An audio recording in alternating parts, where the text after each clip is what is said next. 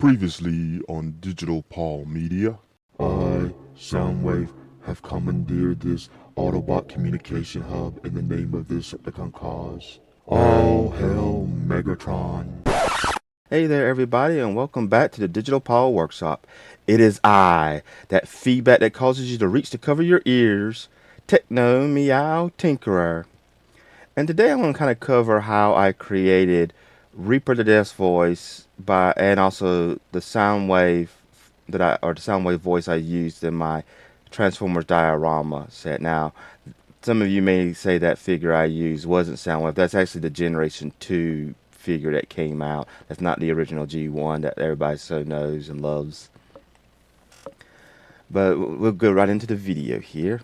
Now the thing is, and you can kind of record whatever you got to use to record, you can. I just had OBS at the time of recording, so I just went and record in OBS, and I exported the audio on out as an MP3. But if you got something like Audacity, you can go and record straight into that, because that's where we're going to be working in anyway. And I just ported the file on over, did a test listing of this.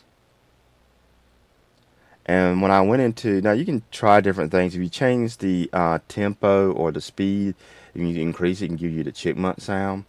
But one of the things I did in here was test, and with Reaper I went through a couple different pitch changes, and I overlaid them in Olive to see which one or which combination I like the best. Here I went through and I was doing a couple pitch changes. Now I don't use Audacity a lot, so one thing I didn't realize was there's a preview button down there until I think later on, and so that's why I was going in and out so much of this. But I think I went up something kind of close to what I use with Reaper. At least to me it seemed like it was close. And there was a couple of things I still haven't, like I said, I really haven't fully learned how to use Audacity that much, because I haven't done audio edits, had to do really any audio edits in years. I downloaded it because I wanted something new, because the old one I had, it was only a 32-bit program and everything else now 64. And now I'm using the preview, which actually it saves a lot of time. So now the one thing I did do different with Soundwave that I didn't do. Now I did try an echo because I couldn't remember exactly what it was called, what I was wanting to do, but the echo was too much of a delay, especially when I went in here and did this version of it. And so that was not what I was wanting. But then I went through and I was looking and trying to remember, and I says, oh yeah, reverb makes it sound like you're in the hall. And that's what I was wanting. I was wanting that little bit of a reverb. Now I didn't bother changing anything. Now I do record myself doing these things because these are usually one-time stuff that I don't normally do. So I record that way. If I ever have to repeat it again, I can know exactly what steps I used. Now, some people use a vocoder to create the transformer sound, and I don't recall if I ever downloaded the patch for Audacity. I didn't bother looking for it. I just wanted something quick, simple, and easy, because it's not something I'm planning on doing a lot. And just export the file as an MP3.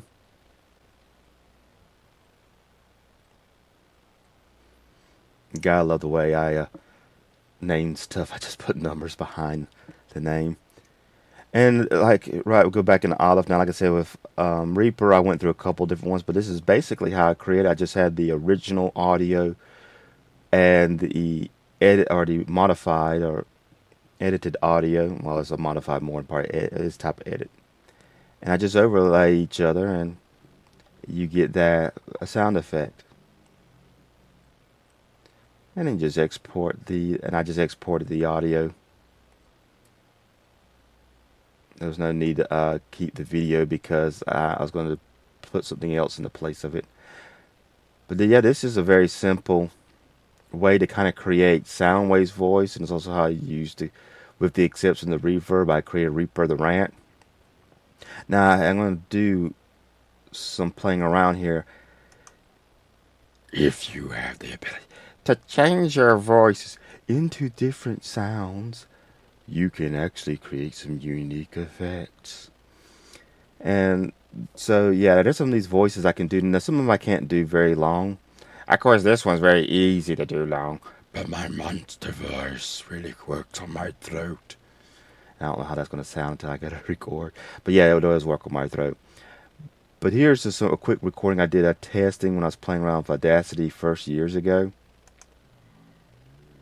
Let me get the volume set straight on this thing. I am here. I am here. I am here. I am here. And so now I want to show you what it sounds like when you combine all those different voices together. I am here.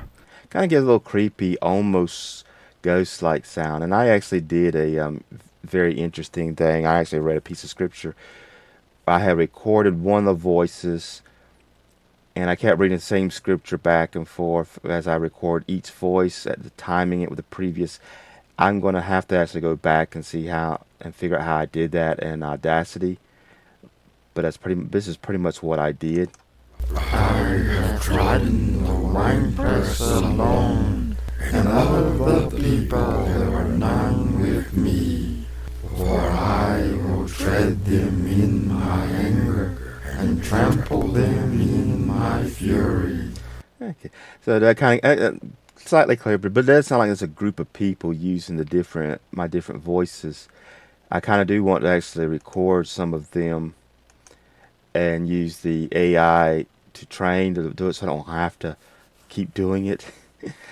I could probably easily do Reaper and Soundwave, but just modifying all my past videos because I got hours of video. But yeah, that's just this is basically how I just did Reaper and Soundwave's voice, with a little bonus of some other stuff you can do if you can kind of change your voice a bit. Usually most of us can change it like to one or two of the voice from playing around. But I hope this video was informative for some of you. And if you like my content, please like and subscribe to help support the channel, and share it with anyone you think might find this interesting. Have a nice day.